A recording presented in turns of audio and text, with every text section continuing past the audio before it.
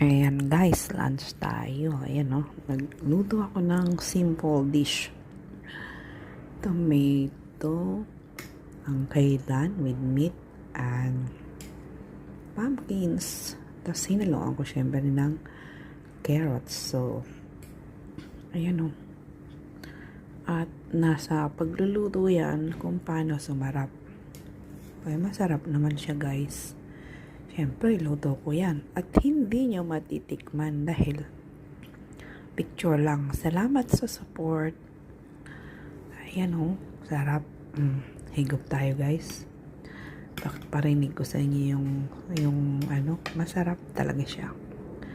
Yan ang luto ni Malu Andrade. Sarap. Oh, may init-init pa. Yung lasa ng kamatis,